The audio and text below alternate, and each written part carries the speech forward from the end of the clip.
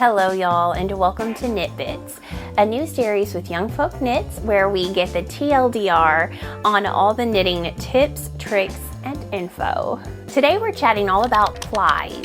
Do plies matter when choosing your project? The short answer is yes. What are plies? Plies are two or more single yarns that are twisted together to create a stronger, more durable, or more bouncy yarn. You can usually find the number of plies on the ball band of your yarn, and you can also tell by looking at it if there is a single ply or if there are multiple strands twisted together. This works because the strands are twisted together in the opposite direction that they were originally spun. In the end, the direction and level of twist can give each yarn its own special characteristics. But does it really matter in your project?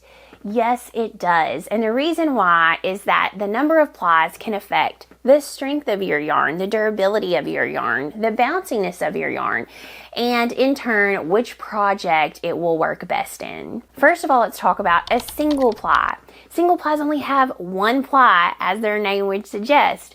This yarn is very soft and it's not usually very strong. It's very easy to pill and also easy to break.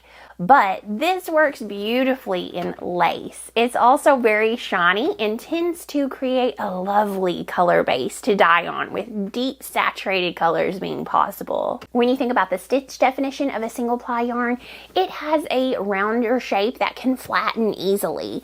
This is something that looks beautiful in lace as it can open up well, and when blocked, a single ply yarn will hold that open shape so you can see all the pretty holes in a lacy pattern. Next, let's chat about a two-ply. A two-ply yarn only has two strands of the original yarn that's twisted together.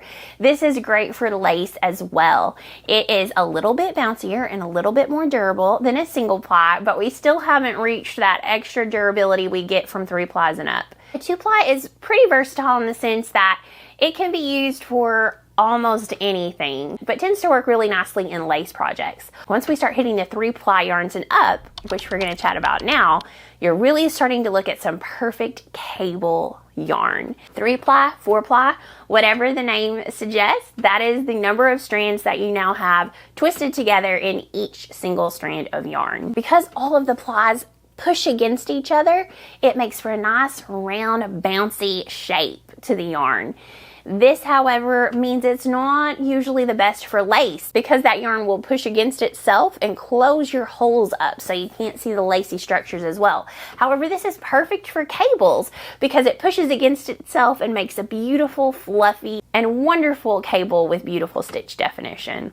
You're also getting more durability here. It won't pill as easily. The more strands you have, the less likely it is to pill. The fiber can't escape as easily. You're also going to have a lot better durability in things like socks or anything that's going to be in a high wear situation. Maybe you've lost your ball band. Maybe it doesn't tell you the number of plies and you're just not sure.